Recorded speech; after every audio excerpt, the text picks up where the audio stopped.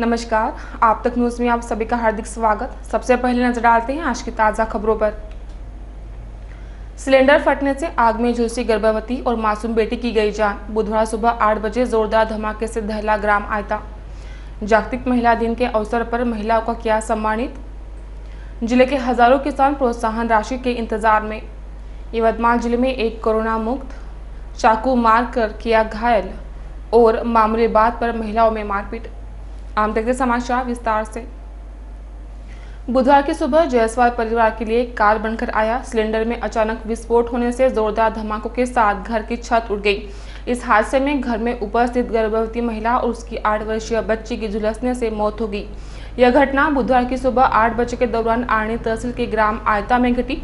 मृतकों के नाम आयता निवासी काजल विनोद जायसवाल और परी जायसवाल बताए जाते हैं। आयता निवासी विनोद जायसवाल के घर में बुधवार सुबह उनकी मां प्रतिमा, पत्नी काजल और बेटी परी थी। सुबह खाना बनाते समय सिलेंडर में अचानक विस्फोट हुआ और घर में आग की लपटें उठने लगी। सिलेंडर फटते ही काजल और प्रतिमा ने घर से बाहर दौड़ लगाई, लेकिन परी घर में ही रह गई थी। उसे बचाने उसकी गर्भवती मां काजल दौड़कर घर में गई। वह भी आग की लपेटों में घिर गई और दोनों मां बेटी के झुलसने से मौत हो गई। हादसे में काजल की सास प्रतिमा जायसवाल बाल बच गई। प्राप्त जानकारी के अनुसार हादसे के समय विनोद जायसवाल घर में मौजूद नहीं थे।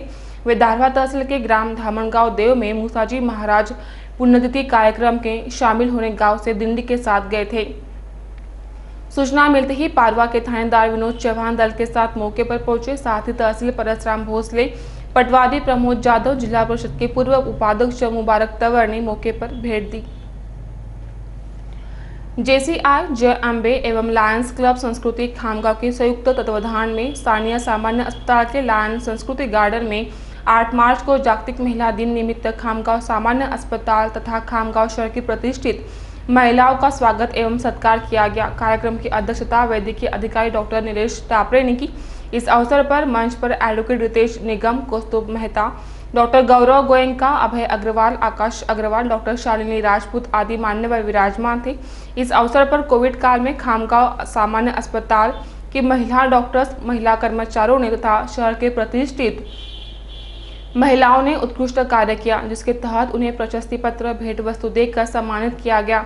अपने सत्कार का उत्तर देते हुए नेशनल हाई स्कूल व जूनियर कॉलेज की प्राचार्य प्रवीणा शाह ने आयोजकों का आभार व्यक्त किया। अपने अध्यक्षीय भाषण में डॉक्टर नीलेश टापरे ने कहा कि वाकई प्रत्येक महिलाओं ने कोविड काल में अपनी जिम्मेदारियों को बखूबी अंजाम दिया।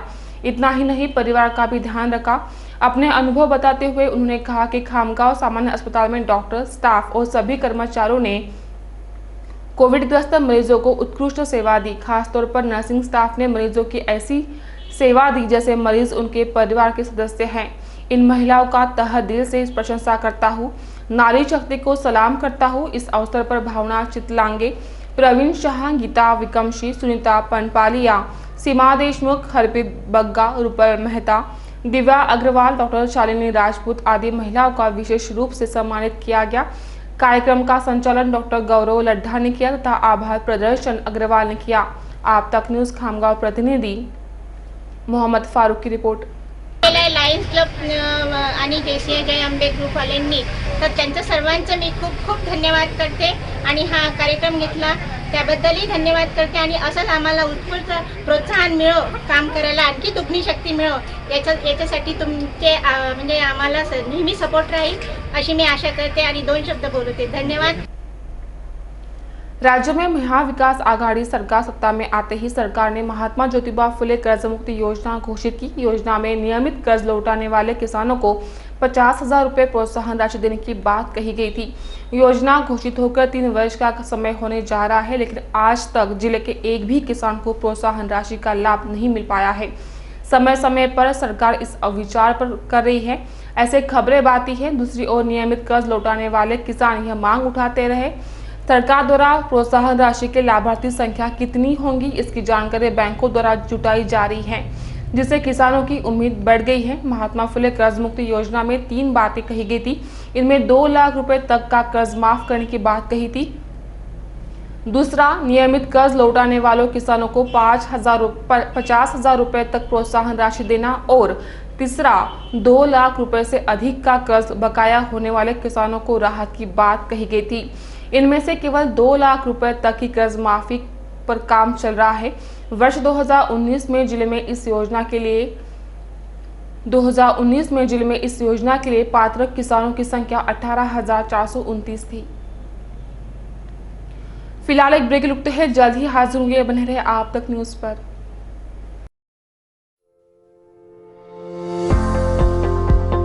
गुणवत्तापूर्ण शिक्षण आणि उज्ज्वल यशाची हमी आपल्या पाल्यांसाठी परिपूर्ण स्टुडंट्स एज्युकेशन अकॅडमी 11वी 12वी JEE main JEE advance NEET MHCET या सर्व परीक्षांसाठी तज्ञ मार्गदर्शन खाजगी क्लासेसच्या इतिहासात शैक्षणिक क्रांती घडवणारा क्लास स्टुडंट्स एज्युकेशन अकॅडमी आधुनिक शिक्षण प्रणालीच्या माध्यमातून विद्यार्थ्यांकडे वैयक्तिक लक्ष सर्व विषयातील तज्ञ मार्गदर्शक वृंद प्रत्येक विषयाचे प्रिंटेड नोट्स दर आठवड्याला युनिट टेस्ट आणि सराव पाल्यांच्या प्रगतीविषयी मोबाईल SMS द्वारे पालकांशी संवाद प्रशस्त बैठक व्यवस्था सेंट्रल AC CCTV कॅमेरा प्रशस्त पार्किंगची सोय JEE नीट आणि CET यांच्यासाठी स्वतंत्र बॅचेस यवतमाळ इथे गेल्या 11 वर्षापासून टॉपर विद्यार्थी घडवणारी संस्था आपल्या पाल्यांच्या उज्ज्वल भवितव्यासाठी आजच आपला प्रवेश निश्चित करा। स्टुडंट्स एज्युकेशन अकॅडमी पत्ता हिमालया बजाज शोरूमच्या पाठीमागे आर्णी रोड वैद्यनगर यवतमाळ।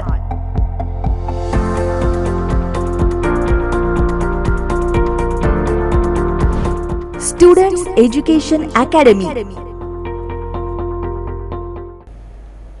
आप तक न्यूज में फिर से एक बार स्वागत।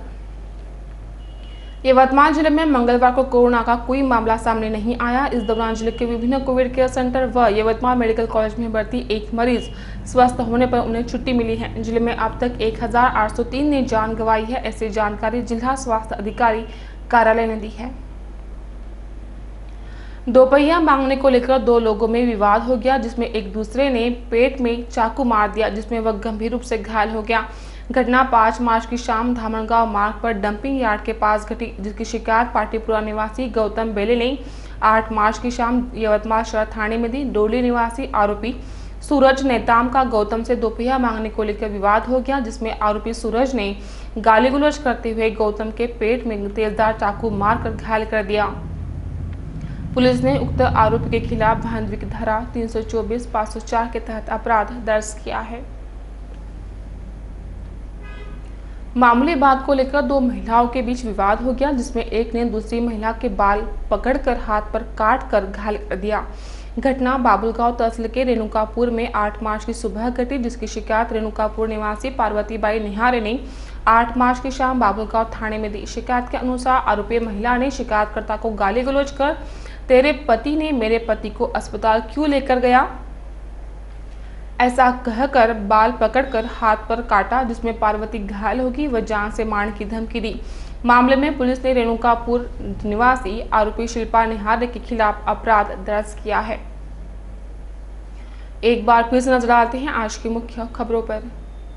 सिलेंडर फटने से आग में झुलसी गर्भवती और मासूम बेटी की गई जान। बुधवार सुबह 8 बजे जोरदार धमाके से दहला ग्राम आयता।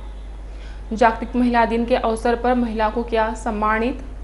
जिले के हजारों किसान प्रोत्साहन राशि के इंतजार में। यवतमाल जिले में एक कोरोना मुक्त चाकू मारकर घायल किया और मामूली बात पर महिलाओं में मारपीट। इसके साथ ही आज के समाचार समाप्त होते हैं। फिर से हाजिर होंगे आपके अपने आप तक न्यूज पर। नमस्कार।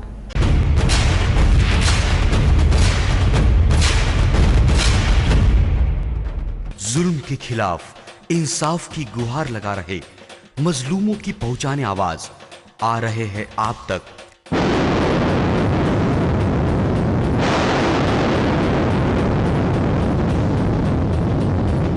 शहर की हर हरकत पर नजर है। अगर भ्रष्टाचार को उजागर करने की आप में हिम्मत है तो आ रहे हैं आप तक। हॉस्पिटल, गांव हो या जंगल, स्कूल हो या कॉलेज या फिर हो पुलिस स्टेशन, तहसील हो या कलेक्टर ऑफिस और फिर क्यों ना हो नगर परिषद, सभी की है आज की आवाज। मुझे इंसाफ चाहिए, तो आ रहे हैं हम आप तक। हमेशा आप देखते रहिए आप तक, क्योंकि उस पर मैं आती हूँ रोज रोज। सो आप जरूर देखिए आप तक न्यूज के साथ। आप तक न्यूज यवतमाल, बोरुंडिया कॉम्प्लेक्स, विवेकानंद विद्यालय के पास, यवतमाल। समाचार एवं विज्ञापन के लिए इन नंबरों पर संपर्क करें: 9850353756